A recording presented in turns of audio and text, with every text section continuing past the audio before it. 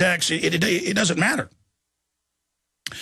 And there's always a ruling class that is about the exercise of power. People build up the Japanese, and certainly it was a genteel culture compared to many, and admirable in many ways. I'm not putting down the culture, but it's on record. You can pull this up, that the Japanese samurai would routinely test a new blade on a villager. And these are groveling, stooping slaves who bowing, doing whatever they're told, working long hours, 12 hours or more, out in the rice paddies. And they would just, to maintain discipline and exercise power, they would go out and find somebody that looked at them wrong and chop them up with a new blade. You can look that up. Type in samurai had right to kill for no reason. It'll come up. And every culture did that. You there, knave in ancient France, going back 1,000 years ago. You there, you looked at me wrong. Tie him up. One of the favorite ways was just to tie him up against a tree and just slit the throat. It's about the exercise of power.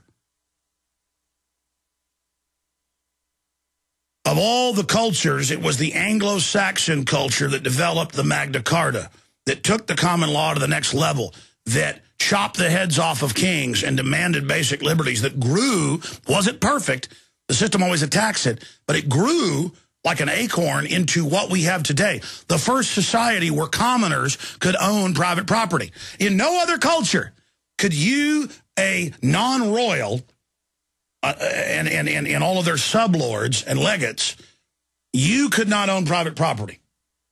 And the elites latched on over 100 years ago to eugenics because they already believed they were a different species in the general public. That's why they called the poor people in every culture the little people. Because under feudalism, practiced in every culture, the elites sit back in giant armored palaces with a royal guard, and the slaves are kept out there on purpose, and their food is confiscated to a point of where they're almost starving to death. I've had Marines and others describe fighting Iraqis, and after 15 years of sanctions, no medicine, no nothing, they said that they had no energy. Most of the country isn't even getting enough food. And so multiple Marines have described how you're fighting an American, black, white, whatever. They've got muscles on them. They're well fed. These are people malnourished, millions of which starved to death over that 15 years. They estimate they went from 25 million to about 21 million total. War, famine, you name it. And you can just shove the Iraqis aside because they've been starved to death. One good line they have in Silence of the Lambs, I don't recommend if it's a family movie, but where the evil, psycho killer who's a genius is talking to the FBI serial killer expert, and he says, "Oh, I see you, Clarice. I see your cheekbones. I see your bones. I see, where'd you come from? Sharecroppers? Is this your background?" And she starts crying because he knows who she is by looking at her body.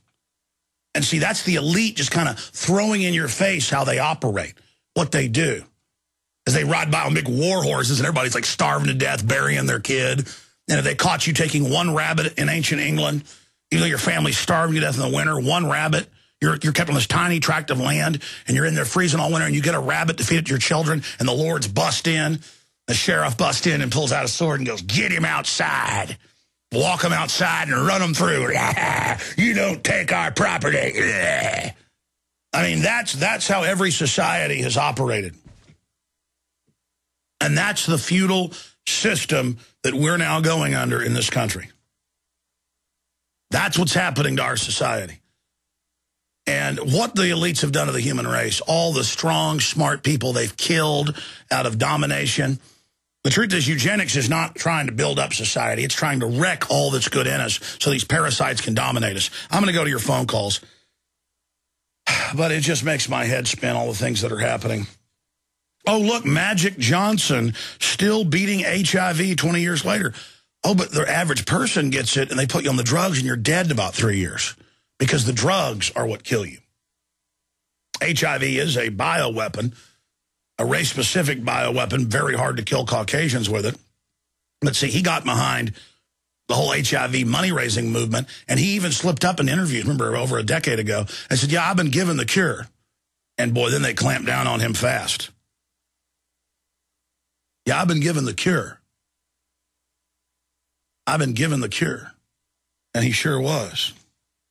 But only because he kept his mouth shut. As for those hundreds of millions of Africans that have died from it or related to it. No, you're not going to get the cure.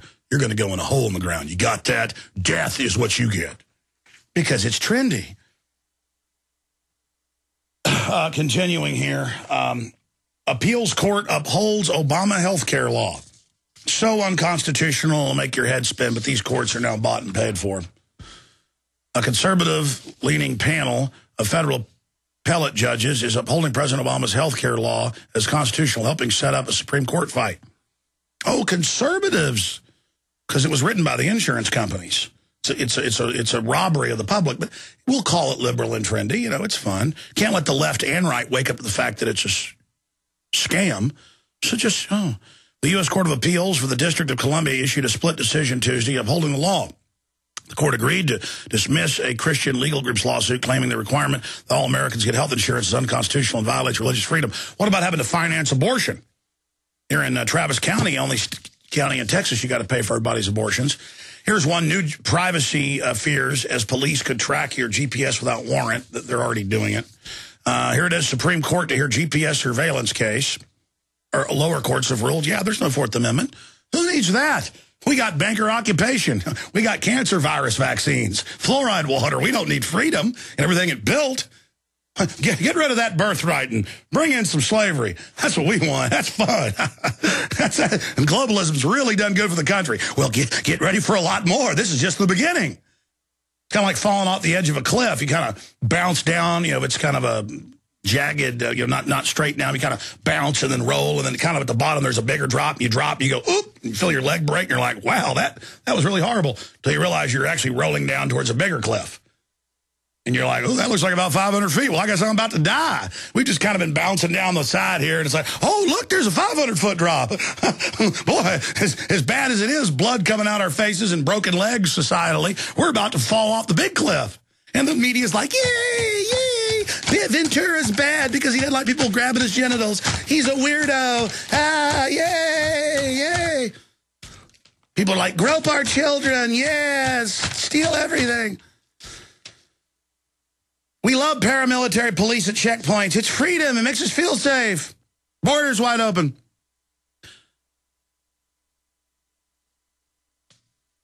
Here's another one. DHS official. You would never know if the streetlights were spying on you. Homeland Security deputy invokes Orwell's 1984. Because they actually said that. And see, now they're quoting it at you. That's right. We're doing it. We're breaking your will. Details surrounding the federally funded streetlights and doubled as omnipresent surveillance devices aren't getting any less creepy. A deputy Homeland Security director told Fox Charlotte, you will never know if Big Sis is watching. A quote that wouldn't look out of place in George Orwell's 1984. They actually say, you'll never know if Big Sis is watching. We're creepy.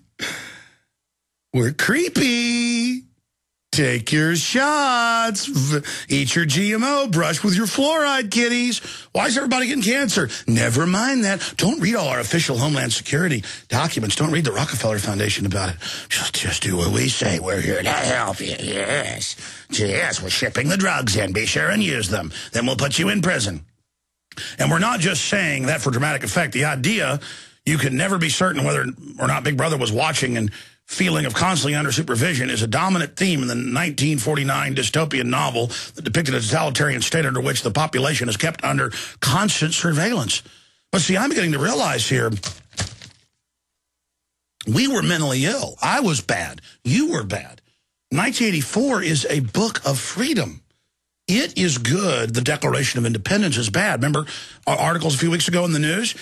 Is the Declaration of Independence illegal? And the articles were like, yeah, it's bad. But see, 1984, it's good. Actually, we were all wrong. It's not bad. It's good. You see, now you're starting to really understand the freedom. Now you're starting to realize the government cares about you. They care so much about you. They put al-Qaeda in control of Libya because they're fighting al-Qaeda. Now you're beginning to understand double think, double speak, double plus good. And now they have Homeland Security people on the news saying, you never know if Big Sis is watching and listening and giggling. Just like, yeah, slaves, you think it's bad now. Ooh, we're getting ready. We got the camps ready. We got the rape rooms ready, just like at Abu Ghraib, and we're ready. Oh, we're ready, and we're going to tell you to line up and turn your guns in, and you're going to do it. Just as long as they have some good old boy up on the news going, we're doing this because Al-Qaeda hit us. Nobody likes it, but it's what we got to do. Anybody that doesn't turn them in is with Al-Qaeda. And good old boys will be like, I guess I'm turning them in. No way the government went bad on me. Anyone not turning in their firearms is a terrorist sympathizer. Oh, by the way, I'm hearing emergency alert system taking over every hour or so. I heard it last night and this morning taking over. Oh, they're really getting ready for the freedom. Jerry in Texas, then Dean, Hector, Barbara, Danny, and others. Go ahead, Jerry. You're on the air. I want to poke at, but first I just want to say I really respect what you're doing. I don't think people realize the amount of hostility and indifference you're met with when you try and spread the truth. It just goes to show, you know, how brainwashed the general populace is right now. But I wanted to ask, I'm not real sure how much you know about this, but these smart meters for those people in Texas trying to continue to grow the cure, you know, how much will this affect on a, you know, your small scale, you know, indoor farmers? Oh, you're talking about, well, no, sure. They admit that the smart meters can detect the wattage usage with an algorithm precisely if you've got a marijuana grow light.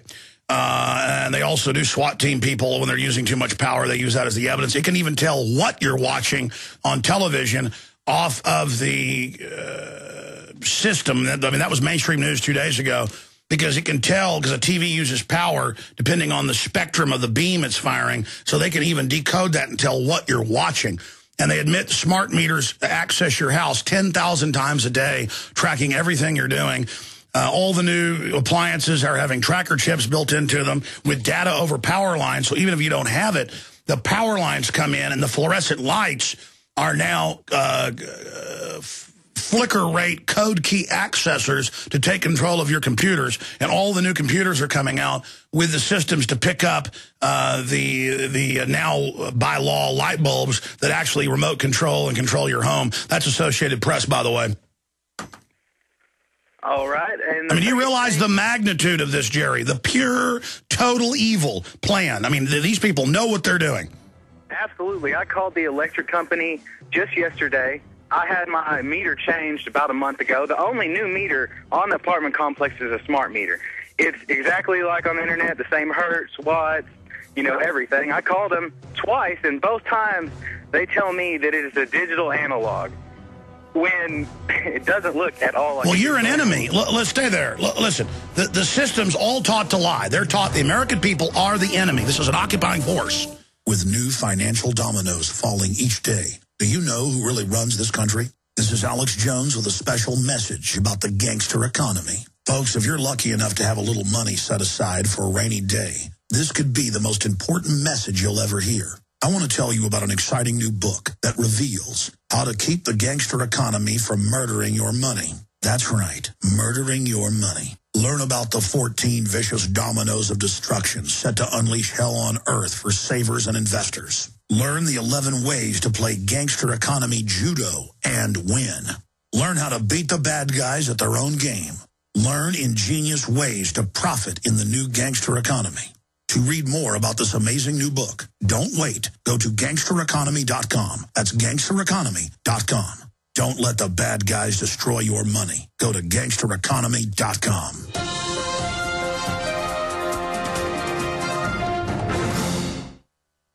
Hi, this is Alex Jones. This holiday season, more than half of our nation is in need of help due to the shattered economy.